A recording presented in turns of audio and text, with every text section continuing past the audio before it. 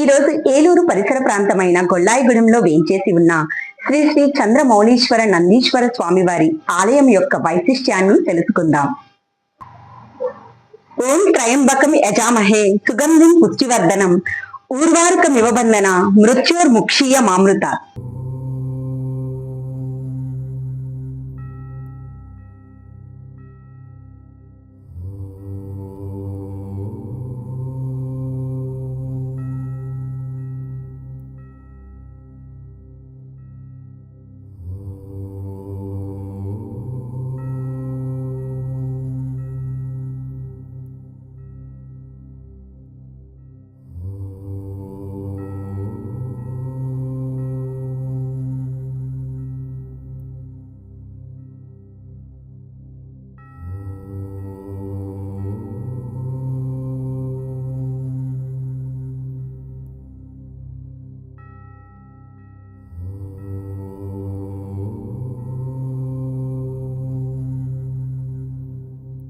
ఇప్పుడు మన ముందు కేరళ ప్రముఖ ఆస్ట్రాలజర్ అయిన శ్రీ శ్రీ ధనుష్ నంబూద్రి గారు మనతో ఉన్నారు.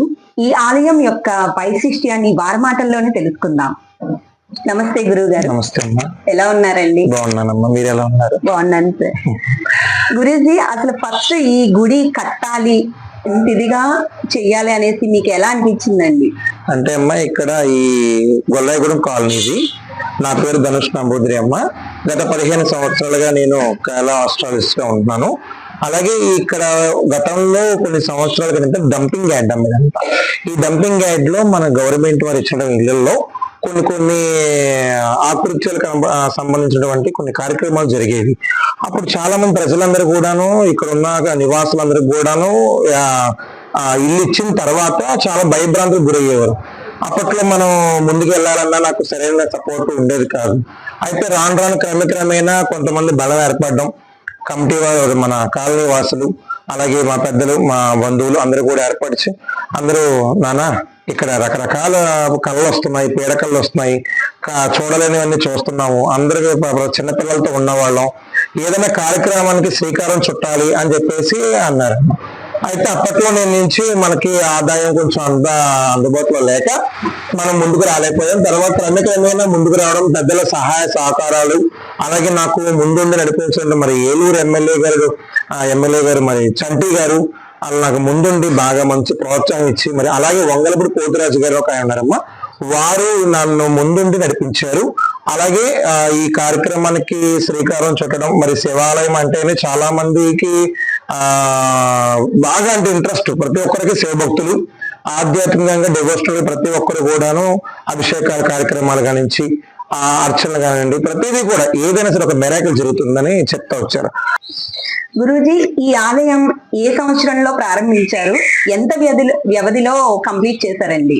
అమ్మా, ఇది 2025 సంవత్సరంలో ఆగస్టు నెలలో ప్రారంభించానమ్మా. ఆ ఆగస్టు నెలలో భూమి పూజ కార్యక్రమం కానించి నాకు సుమారుగా ఒక 40 రోజులలో గుడి నేను నిర్మాణం చేయడం జరిగింది. అది కూడా పెద్దల సహాయ సహకారాలతోనే. అలాగే మనకు ముందుండి విగ్రహ దాతలు కానించి మరి ఆలయ నిర్మాణం కొరకు ప్రతి ఒక్కరు కూడా దీనికి సహకరించి ఉన్నారమ్మా. అంటే 40 రోజుల వ్యవధిలోనే గుడి మొత్తం కంప్లీట్ అయిపోయింది. 40 రోజుల వ్యవధిలోనే మొత్తం గుడి అంతా నిర్మాణం చేయించేసానమ్మా. ఇప్పుడు శివయ్య యొక్క ప్రాముఖ్యం ఏంటండి అసలు? అంటే చాలా గుడులు ఉన్నాయి, ఈ ఆలయం యొక్క ప్రాముఖ్యత ఏంటండి? ఇది పెట్టిన కానించి సుమారుగా రమారమి ఈ రోజుకి 5-6 నెలల పైన అయింది. అయిన కానించి ప్రతి ఒక్కరు కూడాను ఇక్కడ బ్రహ్మసూత్రం అండి. దీని యొక్క మెరాకిల్ ఏంటంటే బ్రహ్మసూత్రం. ఏలూరు చుట్టుపక్కల పరిసర ప్రాంతాల్లో కూడా ఎక్కడ లేదండి. దీన్ని బ్రహ్మసూత్రం అంటారండి. ఈ చాగంటి గారు కానీ, మన గరికపాటి గారు కానీ, ఆ గురువు గారు ఇద్దరు కూడాను ప్రతి నిత్యము కూడాను ఈ బ్రహ్మసూత్రం గురించి, విశిష్టత గురించి చెప్తా ఉంటారు. అంత ప్రాముఖ్యమైనది. పెట్టిన కాడి నుంచి కూడా ఈ రోజు వరకు సుమారు రమారమి ఒక 120 మంది 150 మంది దాకా స్వామి మీరు పెట్టిన వేళ విశేషం ఏమో కానీ దగ్గర 7-8 సంవత్సరాల నుంచి ఇల్లు కట్టుకోలేకపోతున్నాము. ఇల్లు కట్టుకోవడం జరిగింది. సంతానం లేదు, సంతానం మాకు స్వామి వారు ప్రసాదించారు. వివాహం లేదు, వివాహం ప్రసాదించారు. అలాగే జాబ్ నిమిత్తం అయితే అండి పోలీసు డిపార్ట్మెంట్ లోకి వెళ్ళాలనుకున్నాం. ఒక 6 మార్కులు పోయింది ఏంటంటే సాయంత్రానికి మళ్ళీ ఆయన పేరు రావడం. ఇక్కడ అలాగే ప్రతి ఒక్కరు కూడా 51 కొబ్బరికాయలు 101 కొబ్బరికాయలు కొట్టుకొని స్వామివారి పట్టు వస్త్రాలు చక్కగా సమర్పించడం. అలాగే మొన్న రీసెంట్ గా చోడేబాలు గారు దంపతులు కూడా ఇద్దరు వచ్చారు.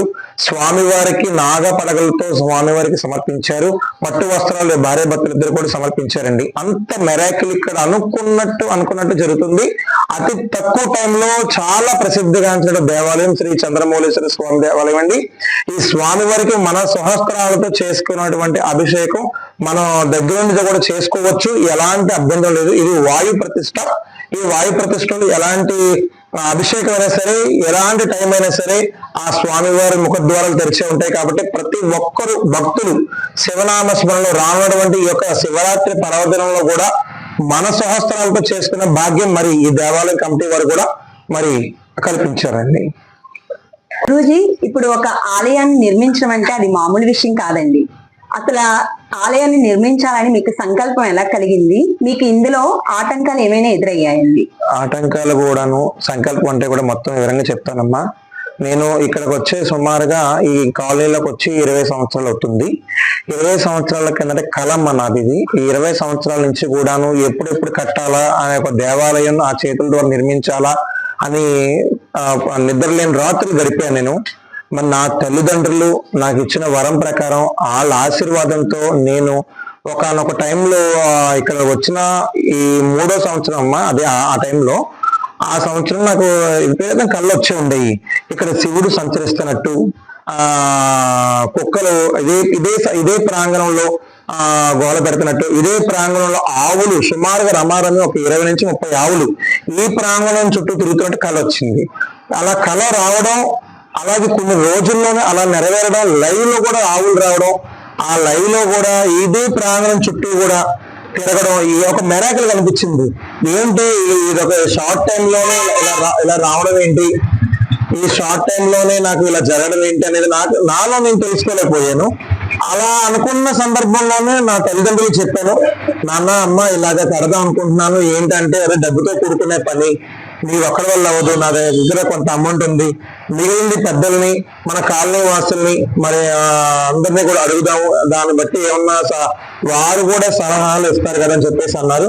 అలాగే వాళ్ళని అడగడం జరిగింది. వెంటనే వాళ్ళందరూ కూడా ముందుకు రావడం జరిగింది. అంతే ఇబ్బందులు కూడా పడ్డానమ్మా. ఇదే కాలనీలో కొంతమంది నాకు ఇబ్బందులు కలిగించడం, బయట వ్యక్తులు కూడా నన్ను ఇబ్బంది కలిగించడం, మరి ఈ గుడి నిర్మాణం అవ్వకుండా చేయడానికి చాలా మంది రకరకాల ప్రయత్నాలు చేశారు నా మీద. మానవ ప్రయత్నాల్లో చెప్పాలంటే ఇంకా రక్తం ఒకటి చిందించలేదు నేను. అన్ని రకాల ప్రయత్నాలు అయితే నా పట్ల అయిపోయినాయి. ఈ గుడి లేకుండా ఉండడానికి కూడా చాలా మంది ప్రయత్నాలు అయితే చేశారు. అయినా నేను ఎక్కడ విఫలం అవ్వలేదు.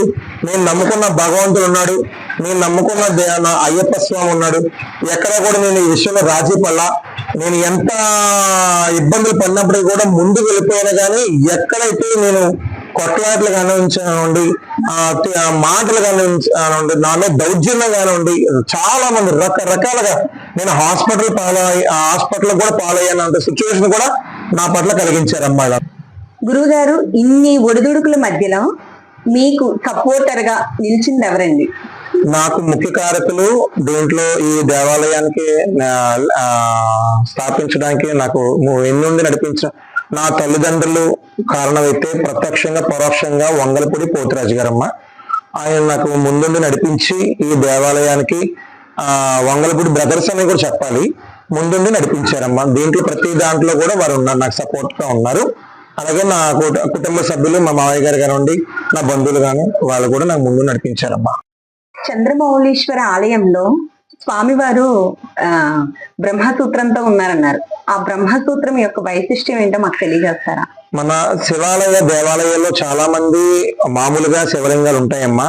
స్ఫటిక లింగాలని, ఏకలింగాలని వివిధ రూపాల్లో స్వామివారు మనకు దర్శనమిస్తారు.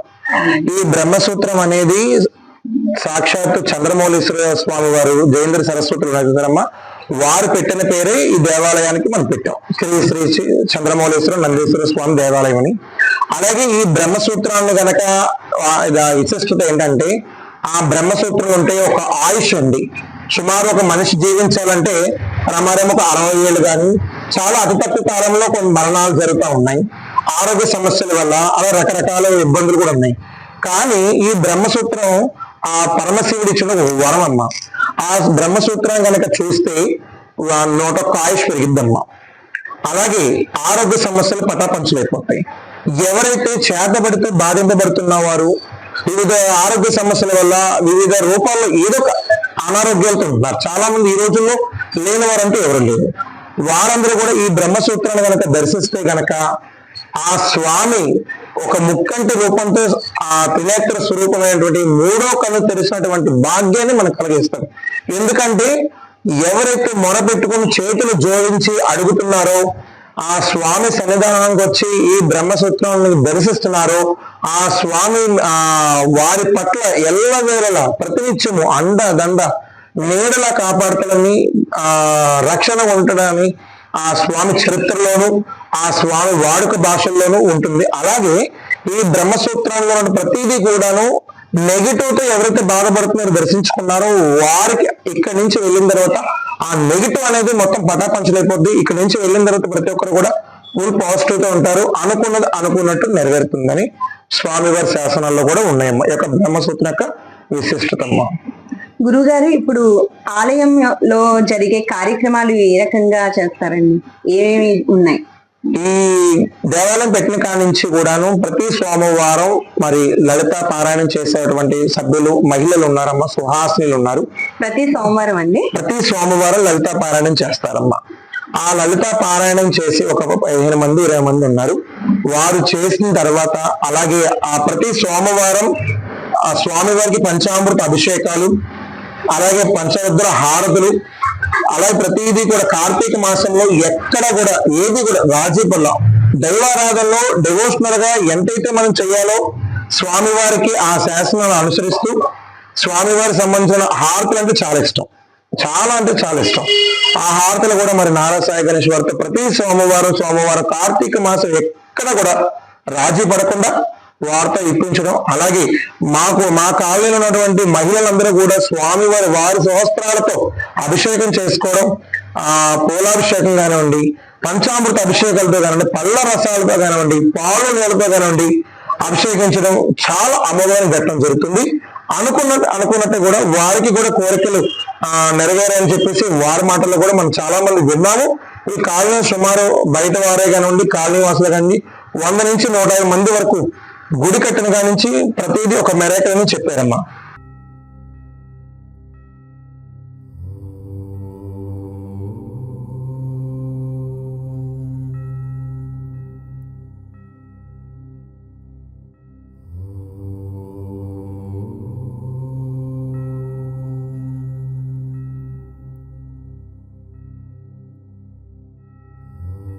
గురువు గారు, చంద్రమౌళీశ్వర స్వామి వారి యొక్క నిదర్శనం అందరికీ తెలియడం ఒక ఎత్తు, మీకు పర్సనల్ గా ఆ నిదర్శనం మీకేం కలిగింది దాని గురించి చెప్పండి. గత కొంతకాలం నుంచి కూడా అమ్మ చాలా మంది చాలా రకాలుగా చెప్తా వచ్చారు. ఏదో విగ్రహం పెట్టేసాం అయిపోయిందని చెప్పేసి చాలా మంది అన్నారు. నేను అవన్నీ పక్కన పెట్టేసి ఏమి ఈ చోట ఎప్పుడైనా సరే ఈ చోట వెంట ఈ చోట వదిలేస్తాను, మంచినే తీసుకుంటా, చెడుని ఎప్పుడు కూడా తీసుకోను. ఆ ఉద్దేశంలోనే కొన్ని రోజులు అలా ఎందుకు ఇలా చెప్తా ఉన్నారు అని చెప్పేసి నాలో తెలియని ఒక చిన్న అనిపించేది. అదే టైంలో కొన్ని రోజులుగా నిద్ర పట్టట్లేదు, ఏదో దేవాలయంలో అలా మెలకుగా పడుకున్నానమ్మా. ఆ ఏదో పుణ్యక్షేత్రంలో అలా నిద్రలోనే స్వామివారు నువ్వు కంగారు పడకు, నేను నీ రూపంలో అక్కడ వెలుస్తున్నాను, అక్కడ లింగోద్భావన జరిగే సందర్భంలో నేను అక్కడ శివలింగ రూపంలో శివరాత్రి కల్లా నేను అక్కడ వెలుస్తాను, నువ్వు కంగారు పడకని చెప్పేసి నాకు అనిపించింది. అప్పటికి నేను దేవాలయం నిర్మించకపోవడం ఏమిటి, ఈ రకరకాల కళలు ఏమిటి, అప్పటి నుంచి కూడా నా సంకల్పం ఏమిటి, 12 ఏళ్ళ జరిగినటువంటి ఆ కళ ఏమిటి, ఇవన్నీ కూడా మేము వచ్చిన కాడి నుంచి ఒక ఎత్తు అయితే ఈ మధ్యన అంటే దేవాలయం నిర్మించబోతున్నామని చెప్పేసి స్వామివారు ఒక్కొక్క రూపంలో నాకు దర్శనమిస్తున్నారా, ఏమిటి వైబ్రేషన్స్ ఏంటంటే నాలో తెలియనటువంటి భయభ్రాంతులు గురయ్యేవని. అదే సందర్భంలో అదే నెలలో వచ్చిన కళ అదే నెలలో నెరవేరడం ఏంటి అని ఒక మెరాకిల్గా అనుకున్నాను. అదే 41 రోజులు పూర్తి చేయగలిగినమ్మా. గురువుగారు, చాలా ధన్యవాదాలండి. ఎందుకంటే మీ అమూల్యమైన సమయాన్ని అలాగే గుడి యొక్క ప్రాముఖ్యతను మాకు ఇంత బాగా వివరించినందుకు చాలా థ్యాంక్స్ అండి. అలాగే మరి మీనమ్మ మెలోడీస్ యొక్క ఛానల్ ని సబ్స్క్రైబ్ చేయండి, ప్రతి ఒక్కరు కూడా ఫాలో అవ్వండి, ఆ ఛానల్ కామెంట్ పెట్టండి, లైక్ కొట్టండి. ఎందుకంటే ప్రతిదీ కూడా వాళ్ళు చేసే డివోషనల్ సంబంధించిందే కాదండి, ఎక్కడ ఏదైనా సరే చరిత్ర ప్రాముఖ్యమైనది తీసుకొస్తున్నారు, అలాంటి వాళ్ళని ప్రతి ఒక్కరు ఎంకరేజ్ చేయాలి. ఆ ఎంకరేజ్ చేస్తే ప్రతి ఒక్కరు సబ్స్క్రైబ్ చేస్తారని భావిస్తున్నాను. నేను మీ ధనుష్ నంబూద్రి స్వామి. Thank you.